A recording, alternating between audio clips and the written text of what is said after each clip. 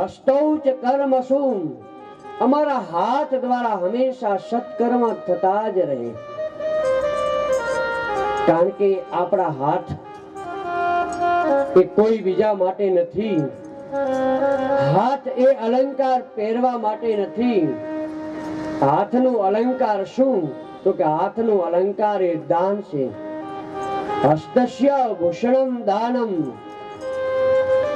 હાથનું દાન, હાથનું આભૂષણ એ દાન છે.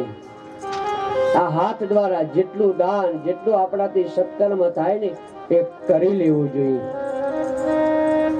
શાસ્ત્ર તો એટલા સુધી કહે કે તમે જમણા હાથે દાન આપો ને તો એ ડાબા હાથને પણ ખબર ન પડવી જોઈએ. પણ કળિયુગનો પ્રભાવ છે ને, અને કળિયુગના પ્રભાવને લીધે કઈ પંખાનું દાન કર્યું હોય તો ત્રણેય પાંખડામાં 3 પેઢીના નામ લખીને આપે. દાન આપ્યા પછી દાન એ ડાબા હાથને પણ. એક દિવસ એવું થયું કે કર્ણ મહારાજ એ દાન આપતા હતા, સોનાનું દાન આપતા. એમાં એક દિવસ એ પૂજા કરતા અને ત્યાં આવ્યા તો કર્ણે ડાબા હાથે દાન આપ્યું. કોઈ આવીને કીધું કે મહારાજ કર્ણ, દાન તો જમણે હાથે અપાય, ડાબા હાથે થોડું અપાય. આપવું હોય તો એ જમણા હાથે, ડાબા હાથે શું કામ આપ્યું? ત્યારે કર્ણે કીધું કે મારું આજ સમય છે, આજ મારે ત્યાં અતિથિ અભ્યાગત આયા છે તો મારે એને આપવું જોઈએ. મારું દાન મારું કર્તવ્ય છે, મારું કર્મ છે. અને જો હું ન આપું ને, શાસ્ત્ર એવું કે કોઈ આપણે ત્યાં પધાર્યો ને એમાં સમય રાહ જોવાની ના હોય, એને આપી દેવાનું હોય. એ સમય સંજોગ એને એ સારું ચોઘડ્યું જોઈ, આમ જોઈ જોવાની કોઈ જરૂર નથી. તદેવ લગ્નમ સુદિનમ તદેવ તારા બલમ ચંદ્ર બલમ તદેવ. તમે દાન આપો ને એટલે ગમે તે સમય તમને અનેક ગણું ફળ. એના માટે કોઈ સમય, એના માટે આયુષ્ય ને આપી દેવો બસ. બાકી ઘણા દાન લખાવવાનું કહે કે ભાઈ દાન લખાવો ને. અમારે તો આ ભગત ક્યારે કથા પૂર્ણ થયા પછી કોઈ દિવસ ક્યાંય નોટ લઈને જતા જ નથી. પણ ઘણી જગ્યાએ જોયું હોય કે તે આવ્યા હોય તો પછી છેલ્લે દાન લખાવો. દાન લખાવવાનું પૂછે, દાન ભાઈ તો કે હું મારી માને પૂછીને આવું, મારા ઘરવાળાને પૂછી લઉં પછી હું દાન આપું. એમાં પૂછવા જવાના સમય છે, સમય આવ્યો છે ને આપી દેવું બસ. જેટલું કરેલું હશે એ જ આપણું સાથે આવશે. સુખસ્ય દુઃખસ્ય નકો પીડાતા. તમે જેવું કર્મ કરશો એ જ પ્રમાણે કર્મનું તમને ફળ મળશે. બાકી તમે હોવા છતાં લતા પતાધિકમ ચૈવ વર્તતે કર્ણમ મમો. એક અતિથિ આવીને સાધુ વેપારીને પૂછ્યું કે સાધુ વાણિયા, તારા વાહનમાં શું ભરેલું છે? તો કે મારા વાહનમાં પાંદડા અને વેલા ભરેલા છે.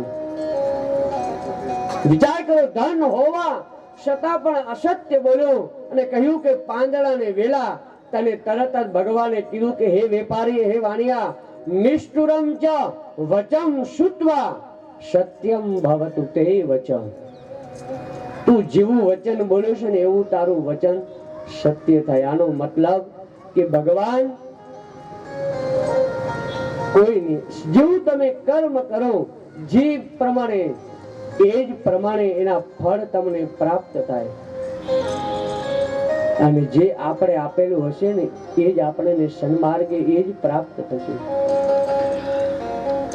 કઈક અન્નના દાન, કઈક સત્કર્મ જેને જરૂર એ તમે દાન આપ્યું છે ને એ સન્માર્ગે જશે.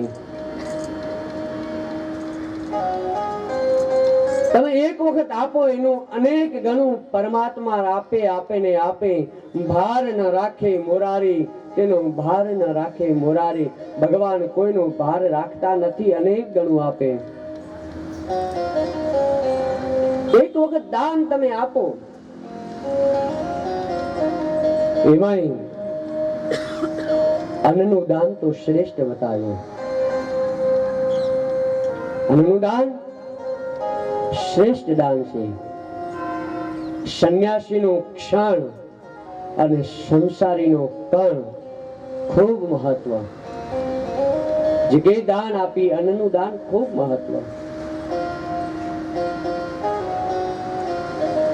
કહેવાય કે કર્ણએ સોનાનું દાન ખૂબ આપ્યું, અને એ સોનાનું દાન એટલું બધું આપ્યું, અને એ કર્ણ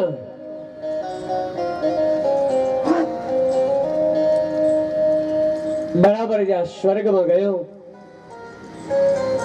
અને એ જ વખતે એને સોનાની થાળી અંદર સોનું જ પીરસતા રહ્યા, સોનું જ પીરસતા રહ્યા. એક દિવસ, બે દિવસ, ત્રીજે દિવસે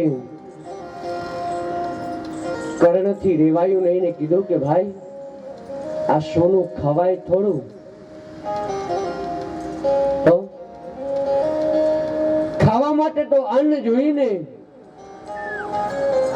પીવા માટે જલ જોઈએ, સોનું થોડું ખવાય? ત્યારે કીધું કે તે સોનાના જ દાન કર્યા છે ને, સોનું જ મળે. તો પ્રભુ હવે શું કરવું? ભગવાન પાસે અવતારની માગણી માગી. હે પ્રભુ, મને અન્ન માટે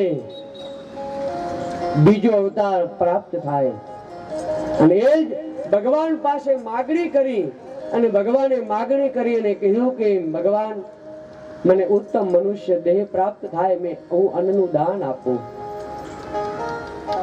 અને એ જ માગણી કરી, અને એ બીજા જન્મની અંદર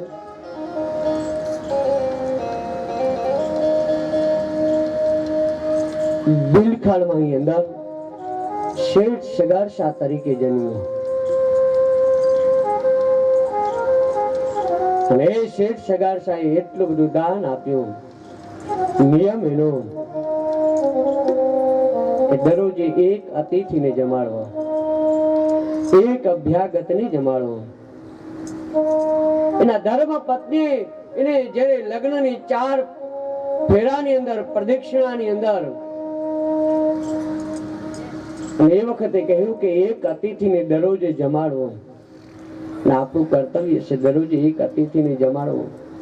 અને બહેનો માટે તો ખાસ, કારણ કે દરેક બહેનોના હાથે આવા 5 પ્રકારના જે દોષ લાગે, આમાંથી મુક્ત થવા માટે અન્નનું દાન એ શ્રેષ્ઠ છે.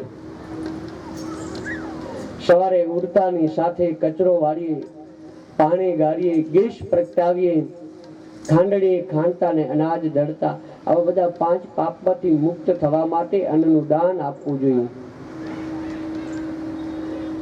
પહેલી રોટલી ઉતરે એટલે ગાયને આપવી જોઈએ.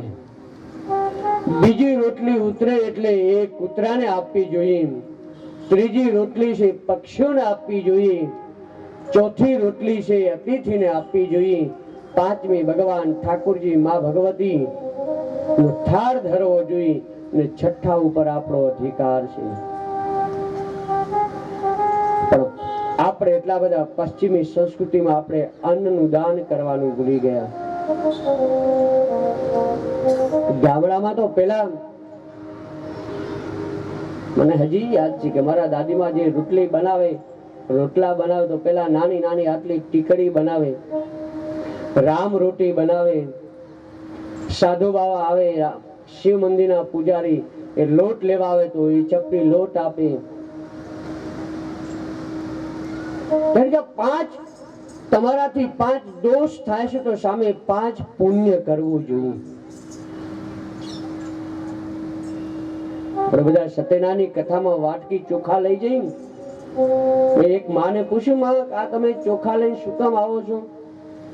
કે બેટા શું કરું, વહુ મને કે કથા હોય એટલે તરત જ કહે કે માજી વાટકી ચોખા લઈને જાઓ, એક દળિયો તમે ત્યાં જ આપી જજો, ને આ વાટકીમાં એક પ્રસાદ લેતા આવજો. મેં કીધું માં એવું નથી, આ પ્રસાદ માટે વાટકી ચોખા લઈને નથી જતા, પણ દરેકના હાથે 5 આંગળ પાપ લાગે ને એના નિવારણ માટે દાન કરીએ છીએ. એટલે તો ગામડામાં પેલા ખડું લેતા ને, એટલે પેલા સૌથી પેલા આપણા ગોર ભાવે એને આપણે અનાજ આપીએ. રામજી મંદિરના પૂજારી આવે એને આપી, શિવ મંદિરના પૂજારીને ચકલા માટે આપીએ. આપણા ગામના સુથાર, કુંભાર, વાળંદ આ બધાને જે જગ્યાએ ખડું લીધું ત્યાં જ દાન આપી દેતા. દરેકનું પોષણ કરતા, દરેકના અન્નનું દાન આપ. અને અત્યારે 2-3 વર્ષનો દુષ્કાળ પડતો ને તો કોઈ દિવસ અન્ન ખૂટતું નહીં. જ્યારે અત્યારે 5 મણની જગ્યાએ 15 મણ ઘઉં ભર્યા હોય તો ઘઉંની સીઝન આવતા આવતા ઘઉં ખલાસ થઈ જાય, કારણ કે દાન આપવાનું ભૂલી ગયા. પહેલી રોટલી જે ગાયની હતી એ ગાયની પોતાના પતિને આપી દીધી, અને પાછા 5 વાગે બહેનો કહે અમારા ઈ તો છે ને ગાય જેવા છે. ગાયની રોટલી ખાધી હોય પછી ગાય જેવા જ હોય ને. બાજુમાં પાછા ગીતાબેન બેઠા હોય, તરત જ બોલે મારી સાસુનો સ્વભાવ તો મારાથી ના કહેવાય. આ પાછા બાજુમાં હોત કેતા નહીં, કૂતરા જેવો કહેવાય ખરો, આવું ને. અન્નનું દાન ખૂબ મહત્વ. શેઠ સગાર સાહેબ દરરોજે અન્નનું એક અતિથિને જમાડો, એનો નિયમ કે જ્યાં સુધી એક અતિથિને જમાડું નહીં ને ત્યાં સુધી ભોજન ન કરું. પણ ભગવાન એ સાચાની પરીક્ષા કરે.